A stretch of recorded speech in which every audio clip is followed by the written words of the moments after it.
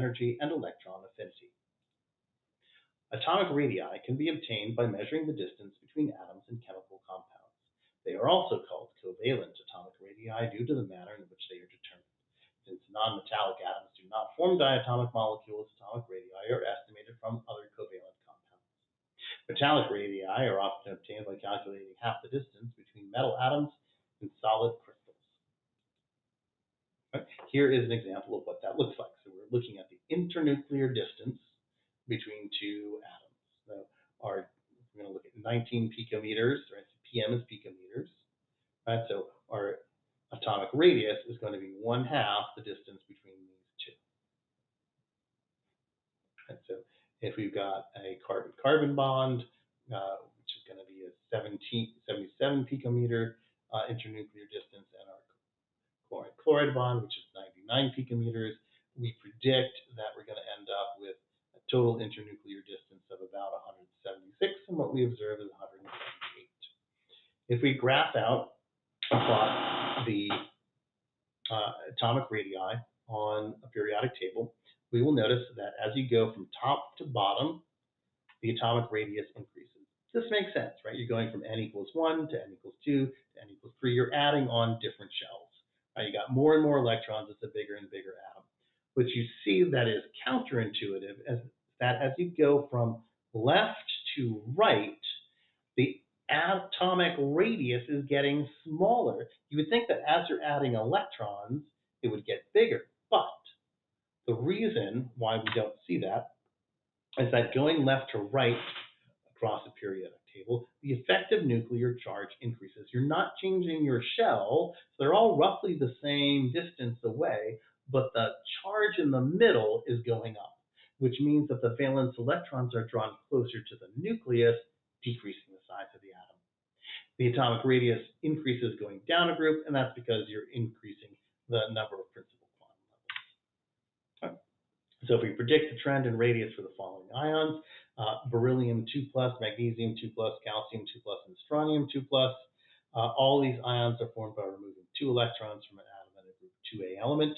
So going from beryllium to strontium, we're going down the group, so the sizes are going to increase.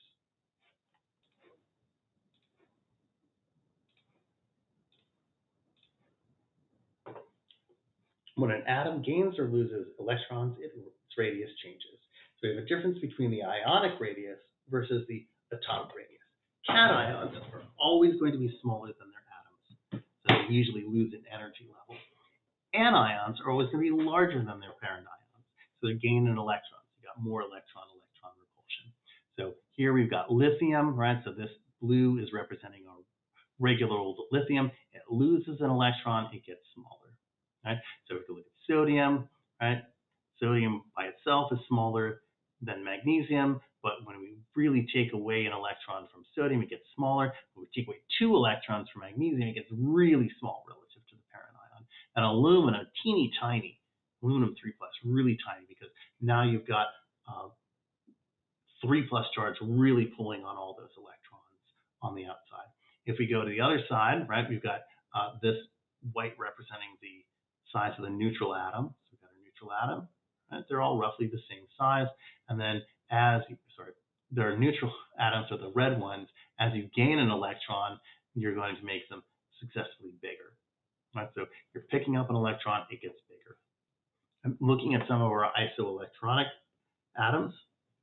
You've got, here we've all got the same number of electrons, so oxygen 2-, right, and fluorine 1-, and neon neutral. They're all going to have 10 electrons, right? But oxygen 2- is going to be way bigger than fluorine 1-, which is going to be bigger than neon neutral. Right? So if you gain an electron, you're bigger and you're fluffier. Our ionization energy refers to the energy required to remove an electron from a gaseous atom or ion. So an atom or ion is assumed to be in the ground state. Our ionization energy represents taking that electron away. How much energy does it take to remove that? The energy required to remove the highest energy electron of an atom is called the first ionization energy. You can give that the symbol L1. Value of I1 is generally smaller than that of I2, which is the second ionization energy. So as you can imagine, it's going to take more energy to rip away that second electron, because now you're trying to take that electron away from something that's already got a +1 charge. It's going to be even harder to do. While going across the period left to right, the first ionization energy increases. Electrons added to the same principal quantum level cannot completely shield the increased nuclear charge and are generally more strongly bound from left to right on the periodic table. While going down a group from top to bottom, the first ionization energy decreases. Electrons are being removed from farther from the nucleus, right? So if you look at something like cesium, it's a big fluffy guy. It's got lots of electrons on the inside to shield that. And the electron on the outside is like, you know what? I'm attracted to that plus charge, but there's a lot of other dudes in the way. I'm going to go off and do my own thing. Right? So here's a graph representing the ionization energies for elements in the first 6 periods. What you see is that here's lithium and sodium and potassium are guys in group 1. It's real easy to take their electron away, right? That first electron away. It's going to enter a noble gas configuration. It's going to be nice and stable, right? Generally speaking, that tends to go up, right? A little bit harder to take them away from, the alkali earth metals, and then all the way over to the halogens, right? So a halogen kind of wants to fill its octet and gain an electron, so it's going to be hard to do that, and it's going to be really hard to take an electron away from something that's a noble gas, right? All of our elements kind of want to reach that noble gas configuration with a stable octet. You will see, looking at these guys, that it generally kind of goes down. So helium, neon, argon, krypton. So as you go down, it decreases. So helium, right? You've got that outermost electron is right smack up against that nucleus. Right? You get to xenon or radon, right? You have a bunch of intervening inner shell electrons that are mitigating that effective charge. The effective is smaller. So what do you notice about the first IE across the period, right? As you're going across the period, you're looking at Z effective. The Z effective is getting smaller. What do you notice about the first ionization energy down a column? It's going to get smaller because N is going to increase. Okay. So here's just some numerical values for that, so you can kind of put some numbers to it. If you're a numbers person, right? So 1312, 520, 496 is getting smaller, right? And as you're going this way, it's getting bigger. 800, 1086, 14, a little bit drop of 13, 16, and then a big jump up again as you get to the noble gas. Okay? The reason being, right, is here is our group 2A, right? If I'm trying to take this guy out of here, right, this guy's going to be harder to remove than this higher energy guy that's just hanging out by itself. Right? This guy here is now in a half-filled shell. That's going to be harder to remove than this one, where you now have this guy that's in a paired situation. If you look at your trends for ionization energies for first, second, third, fourth, fifth, and higher ionization energies, as you go from lithium and you try to take 2 electrons away from lithium, it gets really hard. Right? Going from first ionization, not too bad. Second ionization for lithium to form a lithium 2+. Right? Going from here and taking that first one away moves it to the noble gas configuration.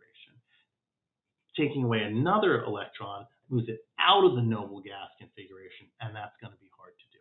If I look at beryllium, right, I'm going to see an increase between ionization number 1, right, and then I'm going to see between 1 and 2, right. So I take the first one off, it's kind of hard. Take the second one off, it's a little bit harder, right. But now it's in a noble gas configuration, and here it's trying to take it out of a noble gas configuration. So you're not going to really see beryllium 3+. Right?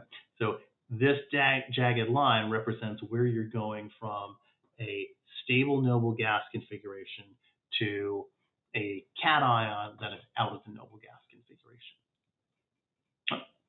It takes more energy to remove the second, third, and fourth electron. Well, that's because you're now having a more positive charge, and even more to remove those core electrons because you're taking it out of that noble gas configuration. The core electrons are closer to the nucleus, and they experience a greater effective nuclear charge.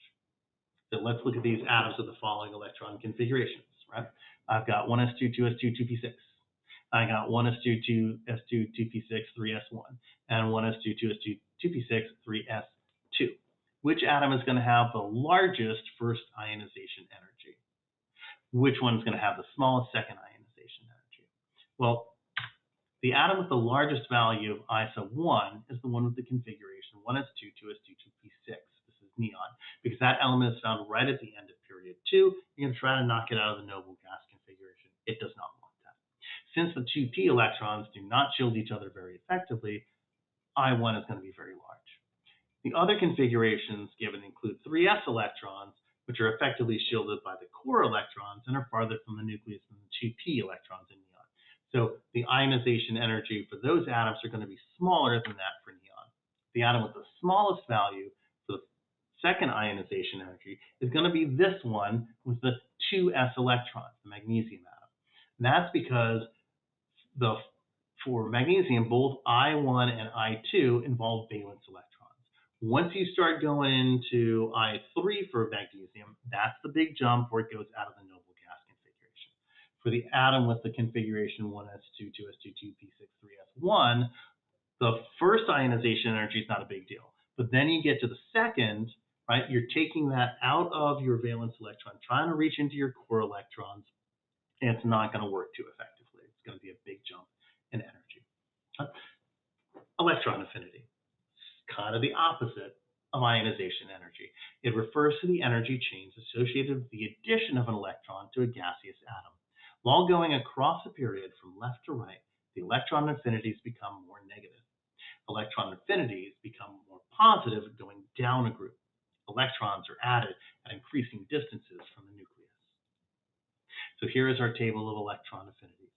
If you look at something like hydrogen or sodium or potassium, right? They're going to be relatively small, right? Electron affinity means how much do they want an electron, right? That's small. You don't want to form sodium 1 minus. Sodium wants to give up an electron and become neon, not pick up an electron and look like magnesium.